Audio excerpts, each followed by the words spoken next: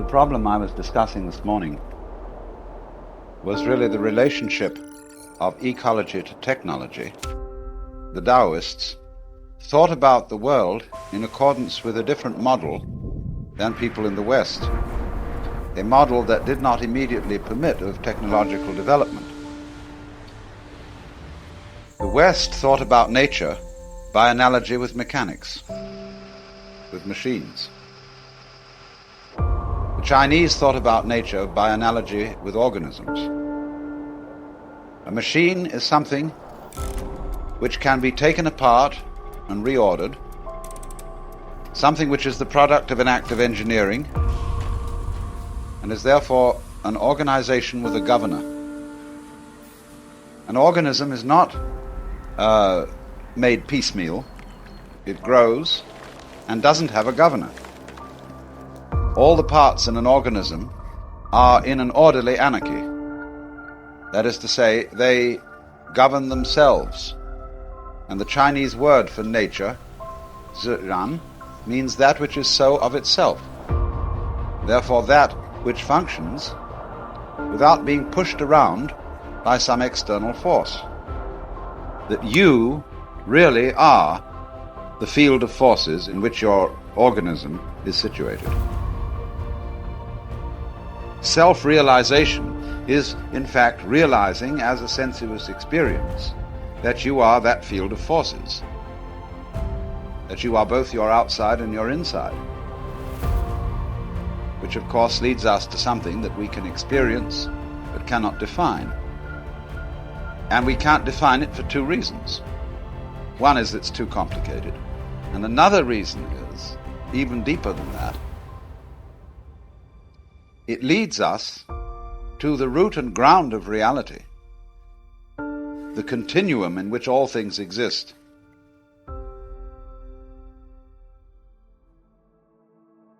Which can't be thought about as an object because it can't be classified. You can't say anything really meaningful about it at all. But it's tremendously important to know that you're it. That's the real you, because if you don't know that, you go crazy. You become dementedly absorbed in details, identifying yourself with a purely temporal and indeed in somewhat respects arbitrary role which you're playing. So the question we come to now is, well, how do you go about knowing the field of forces in which you live?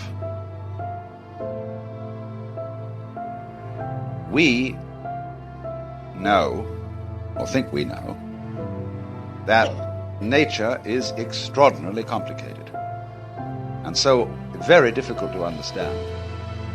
And if you can't understand a very complicated situation, it's immensely difficult to make decisions about it.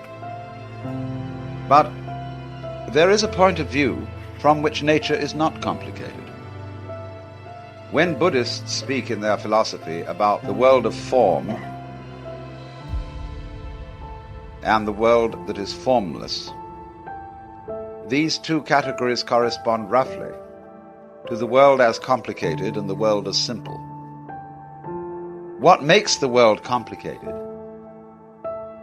is not its actual physical structure,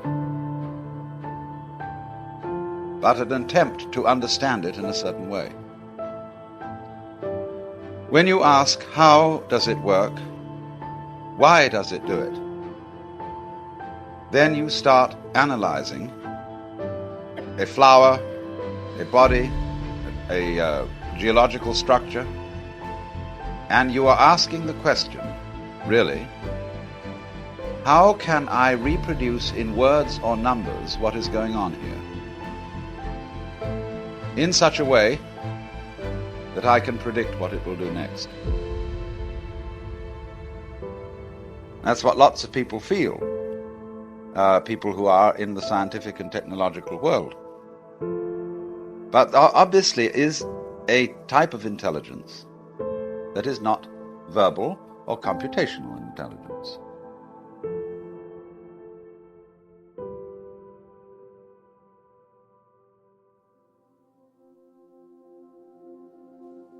The eye, the brain, the organization of a plant are obviously intelligent. They are not products of intelligence. As if some intelligent fellow had been around and left this as a kind of track of his competence. The growth of a plant is intelligence itself. And intelligence is naturally something that in words would always escape definition. In the same way as the nervous system upon which intelligence depends is incomprehensible even to the neurologist. We know intelligence when we see it. And we recognize in the patterns of nature that this is happening. So when you see a human being and you say, what a piece of work is man. This is extraordinary. The beauty of the eyes, the marvelous organization and coordination of the limbs. But then you realize that this is you, but you don't know how you work it. And you do work it. So what it comes to is this, that in your total organization and nervous system, you are expressing a kind of intelligence that is, when looked at from the point of view of conscious analysis, unthinkably complex. And yet, from its own point of view, it's perfectly simple.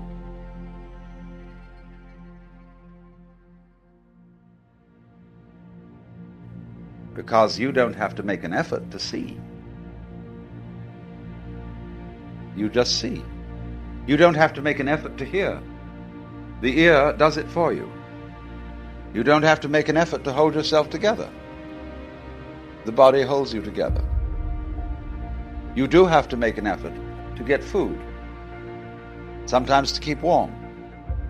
Sometimes to defend yourself. So some effort is always involved. And in a certain way, the heart, for example, which we don't think about, it does work.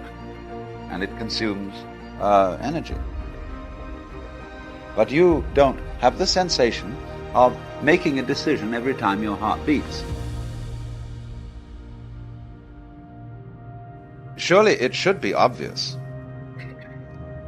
that if you are organically intelligent enough to be able to see, isn't there just the faint possibility that the kind of intelligence which enables you to perform the incomprehensible operation of seeing might also be of use if it could be canalized and invoked in solving other problems as well? Now then if the brain is still far more sophisticated than any computer we can yet construct, what is the limitation on human skill is that a human being isn't using his brain in the right way.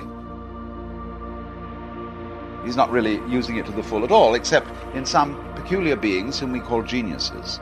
And the funny thing about geniuses is they cannot explain why they are geniuses.